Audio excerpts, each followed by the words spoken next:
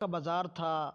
گرمی کی شدت اتنی زیادہ تھی کہ لوگ نڈال ہو رہے تھے۔ ایک تاجر اپنے ساتھ ایک غلام کو لیے پریشان کھڑا تھا۔ غلام جو ابھی بچہ ہی تھا، وہ بھی دھوپ میں کھڑا پسینہ پسینہ ہو رہا تھا۔ تاجر کا سارا مال اچھے داموں بک گیا تھا، بس یہ غلام ہی باقی تھا جسے خریدنے میں کوئی بھی دلچسپی نہیں رکھتا تھا۔ تاجر سوچ رہا تھا کہ اس غلام کو خرید کر شاید اس نے گھاٹے کا سودا کیا ہے۔ اس نے تو سوچا تھا کہ اچھا منافع ملے گا، لیکن یہاں تو اصل لاگت ملنا بھی دشوار ہو رہا تھا۔ اس نے سوچ لیا تھا کہ اب اگر یہ غلام پوری قیمت پر بھی بکا تو وہ اسے فوراً بیچ دے گا۔ مدینہ کی ایک لڑکی اس غلام پر نظر پڑی تو اس نے تاجر سے پوچھا کہ یہ غلام کتنے کا بیچو گے؟ تاجر نے کہا کہ میں نے اتنے میں لیا ہے اور اتنے کا ہی دے دوں گا۔ اس لڑکی نے بچے پر ترس کھاتے ہوئے اسے خرید لیا۔ تاجر نے بھی خدا کا شکر ادا کیا اور واپسی کی راہ لی۔ مکہ سے ابو حذیفہ مدینہ آئے تو انہیں بھی اس لڑکی کا قصہ معلوم ہوا۔ لڑکی کی رحم دلی سے متاثر ہو کر انہوں نے اس کے لیے نکاح کا پیغام بھیجا جو قبول کر لیا گیا۔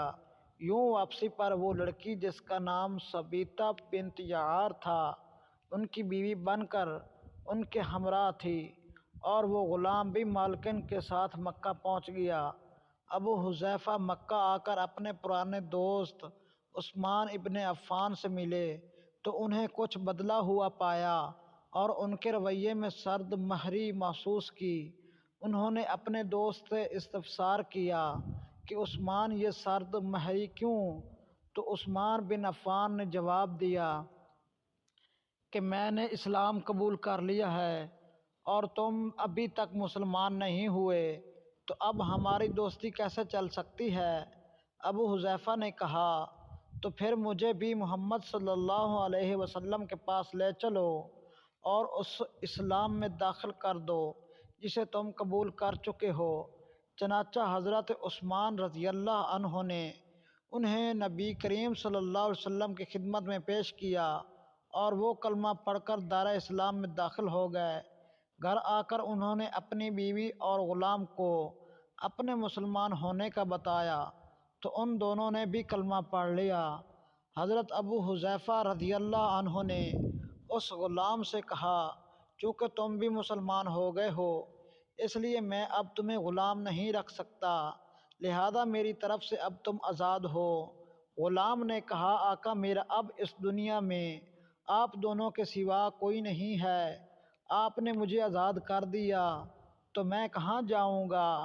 حضرت ابو حذیفہ رضی اللہ عنہ نے اس غلام کو اپنا بیٹا بنا لیا اور اپنے پاس ہی رکھ لیا۔ غلام نے قرآن پاک سیکھنا شروع کر دیا اور کچھ ہی دنوں میں بہت سا قرآن یاد کر لیا، اور وہ جب قرآن پڑھتے تو بہت خوبصورت لہجے میں پڑھتے۔ ہجرت کے وقت نبی کریم صلی اللہ علیہ وسلم سے پہلے جن صحابہ نے مدینہ کی طرف ہجرت کی ان میں حضرت عمر رضی اللہ عنہ کے ساتھ حضرت ابو حذیفہ رضی اللہ عنہ اور ان کا یہ پالک حضرت عمر رضی اللہ عنہ کے ساتھ حضرت ابو حذیفہ رضی اللہ عنہ اور ان کا یہ پالک بیٹا بھی تھا۔ مدینہ پہنچ کر جب نماز کے لیے امام مقرر کرنے کا وقت آیا تو اس غلام کی خوبصورت تلاوت اور سب سے زیادہ قرآن حفظ ہونے کی وجہ سے انہیں امام چن لیا گیا، اور ان کی امامت میں حضرت عمر رضی اللہ عنہ جیسے جلیل القدر صحابی بھی نماز ادا کرتے تھے۔ مدینہ کے یہودیوں نے جب انہیں امامت کرواتے دیکھا تو حیران ہو گئے، یہ وہی غلام ہے جسے کوئی خریدنے کے لیے تیار نہ تھا۔ آج دیکھو کتنی عزت ملی کہ مسلمانوں کا امام بنا ہوا ہے۔ اللہ پاک نے انہیں خوشگلو اس قدر بنایا تھا کہ جب آیات قرآن تلاوت فرماتے تو لوگوں پر ایک محویت طاری ہو جاتی اور راہگیر ٹھٹک کر سننے لگتے۔ ایک دفعہ ام المومنین حضرت عائشہ رضی اللہ عنہا کو رسول اللہ صلی اللہ علیہ وسلم کے پاس حاضر ہونے میں دیر ہوئی۔ آپ صلی اللہ علیہ وسلم نے توقف کی وجہ پوچھی تو بولی ایک قاری تلاوت کر رہا تھا، اس کے سننے میں دیر ہو گئی، اور خوشحال ہانی کی، اس قدر تعریف کی کہ حضور اکرم صلی اللہ علیہ وسلم خود چادر سنبھالے ہوئے باہر تشریف لے آئے۔ دیکھا تو وہ بیٹھے تلاوت کر رہے ہیں۔ آپ نے خوش ہو کر فرمایا، اللہ پاک کا شکر ہے کہ اس نے تمہارے جیسے شخص کو میری امت میں بنایا۔ کیا آپ جانتے ہیں کہ یہ خوش قسمت صحابی کون تھے؟ ان کا نام حضرت سالم رضی اللہ عنہ تھا، جو سالم مولا ابو حذیفہ رضی اللہ عنہ کے نام سے مشہور تھے۔ انہوں نے جنگ موتا میں جام شہادت نوش کیا۔ اللہ کی کروڑہا رحمتیں ہوں ان پر۔